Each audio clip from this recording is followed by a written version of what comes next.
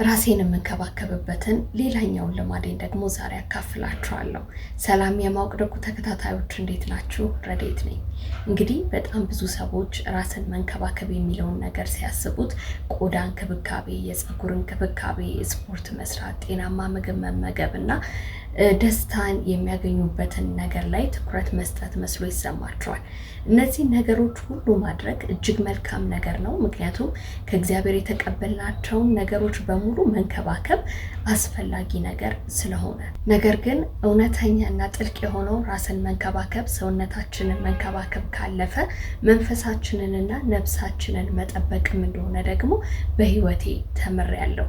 ይህ ደግሞ አንዱ መንፈሴንና ነፍሴን የምንከባከብበት መንገድ ጸሎት ይባላል። እንግዲህ በሕይወቴ ከተማርኳቸው ነገሮች ውስጥ አንዱ ሰውነቴ ምግብ እንደሚያስፈልገው ሁሉ ነፍሴ ደግሞ ኃይል፣ ፈውስና የእግዚአብሔርን ሰላም እንደሚያስፈልጋት ተረድቻለሁ።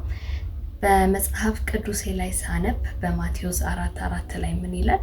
ሰው በእንጀራ ብቻ ሳይሆን ከእግዚአብሔር አፍ በሚወጣውም ቃል ጭምር እንደሚኖር አይቻለሁ። በሕይወቴ እውነተኛ ሰላምን ያገኘሁት ሁሉ ነገር ተሳክቶልኝ ሁሉን ነገር መቆጣጠር ችዬ አይደለም፣ ነገር ግን በእግዚአብሔር መገኘት ውስጥ ቁጭ ብዬ አምላኬ ጌታዬ ሆይ አንተ ታስፈልገኛለህና እፈልግሃለሁ ያልኩ ሰዓት ሙሉ ሰላሜን ማስመለስ ችያለሁ። ጸሎት የመሸሸጊያዬ ስፍራ ነው።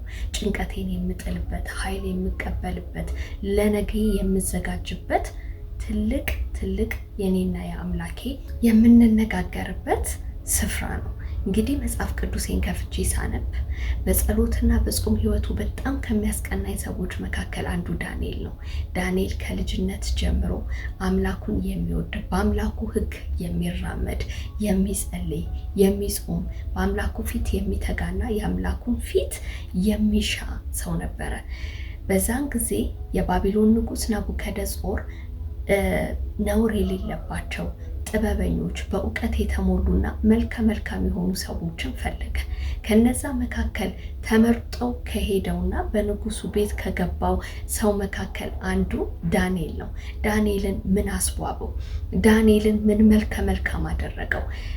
ዳንኤልን በንጉስ ፊት እንዴት ሞገስ እንዲያገኝ ያደረገው? ይሄ ህይወቱ፣ አምላኩን መፍራቱ፣ የአምላኩን ፊት መሻቱ፣ በአምላኩ ፊት መቀመጡ። ይሄ ነው። የዳንኤልን ህይወት ስታነቡት ዳንኤል የሚጸልየው ወይንም ደግሞ የሚጾመው ችግር ሲመጣበት አይደለም፣ ወይንም ደግሞ ጸሎትና ጾምን የችግር መወጣጫ መንገድ አድርጎ አይደለም የሚያስበው፣ ወይንም ደግሞ የእግዚአብሔርን ሐሳብ ጠምዝዞ የሚያስቀይርበት መንገድ አይደለም። ይሄ የዳንኤል ላይፍ ስታይሉ ነው። እድሜ ልኩን የሚያደርገው የህይወቱ መርህ ነው። በዛን ጊዜ እንግዲህ ከንጉሱ በቀር ለሌላ አማልክት የሚሰግድ ካለ በቃ ይሰቀላል ተብሎ ይገደላል ተብሎ አዋጅ ወጣ። ይህንን አዋጅ ዳንኤል ሲሰማ በዳንኤል 6:10 ላይ ሄዳችሁ ስታነቡት ምን ይላል? ዳንኤልም አዋጁን በሰማ ጊዜ ወደ ቤቱ ገብቶ መስኮቶቹንም በኢየሩሳሌም በኩል ከፍቶ ለአምላኩ በቀን 3 ተንበርክኮ ይጸልይ ነበር ይላል። በዕብራይስጥ ቋንቋ መጸለይ ማለት ፓላል የሚል ወርድ ሲኖረው፣ ይሄ ደግሞ ትርጓሜው ልብን ወደ እግዚአብሔር ማቅረብ፣ መማለድ ማለት ነው። ጾም የሚለውን ደግሞ ስንመለከተው ጾም ይሉታል እነሱ። ይህ ደግሞ ማለት ከራሳችንን ከምግብ ማግለልና ራሳችንን በአምላካችን ፊት ማዋረድ ማለት ነው። እንግዲህ ዳንኤል የሚጸልይ ሰው ብቻ ሳይሆን ራሱን በጾም የሚያተጋ ሰው እንደሆነ መጽሐፍ ቅዱስ ይነግረናል። በዳንኤል መጽሐፍ ላይ በምዕራፍ 9 ወደ ቁጥር 3 አካባቢ ሄዳችሁ ስታነቡት ምን ይላል? ወደ ጌታ አምላኬ ፊቴን አቀናው፣ ራሴን በጸሎት በልመናና እንዲሁም ደግሞ በጾም አዋረድኩኝ ይላል። ዳንኤል እንግዲህ መንፈሱን የሚንከባከብበት አንዱ መንገድ ይሄ ነው። መንፈሳዊ ልምምድ ያደርጋል። ይሄ ደግሞ ህይወቱ ለአንበሳ ጉድጓድ አዘጋጀው። ዳንኤል ከአንበሳ ጉድጓድ ውስጥ ያመለጠው ደፋር ስለሆነ አይደለም፣ ግን አስቀድሞ ከልጅነቱ ጀምሮ በሚስጥር ክፍሉ ገብቶ ከአምላኩ ጋር የሚያደርገው ያ ንግግር፣ ከአምላኩ ጋር ያለው ያ ስፔሻል ታይም ለእንደነዚህ አይነት ጊዜ ስላሰለጠነው አመለጠ። መንገድ ቀደደለት እግዚአብሔር፣ የማምለጫ መንገድ ቀደደለት እግዚአብሔር። ብዙዎቻችን የዳንኤልን ድል እንፈልገዋለን፣ ነገር ግን የዳንኤልን የዲሲፕሊን ህይወት አንፈልገውም። ብዙዎቻችን የእግዚአብሔርን ጥበቃ እንሻለን፣ ነገር ግን የእግዚአብሔርን ፊት መፈለግ ይደክመናል። የእግዚአብሔር ህልውና ውስጥ መቀመጥ ይሰለቸናል። ሌላው ደግሞ በጣም የምንደነቅበት ክፍል ምንድን ነው?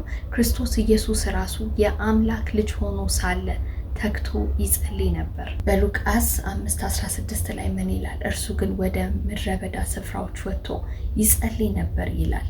እንግዲህ ክርስቶስ ብዙውን ጊዜ ካያችሁት በምድር ላይ የነበረ ከሰዎች ሁካታ ከጩኸት ራሱን ገለል አድርጎ ከአባቱ ጋር ያወራ ነበር፣ ይጸልይ ነበር። የአባቱን ድምፅ በጣም በጥንቃቄ ያዳምጥ ነበር።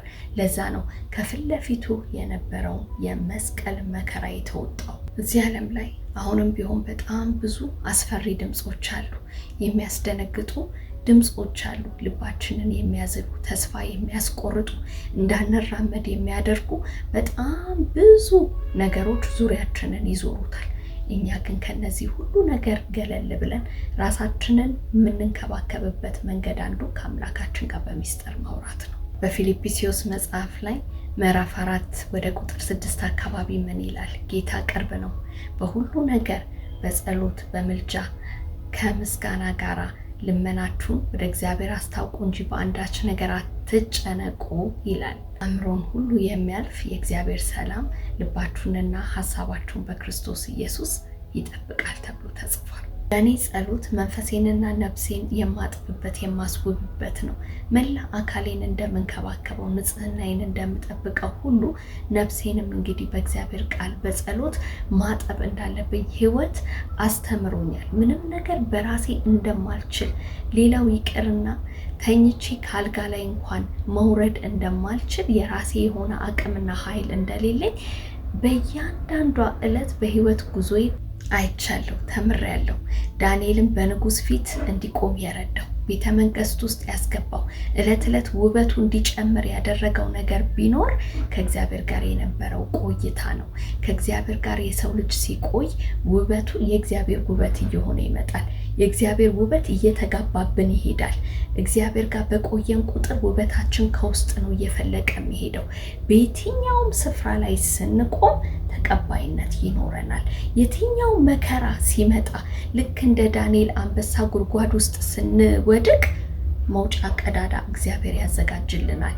ግን ከእግዚአብሔር ጋር መጣበቅ፣ እግዚአብሔር ላይ ራስን መጣል ያስፈልጋል። ውበታችንን መጠበቅ ያለብን ከውስጥ ነው።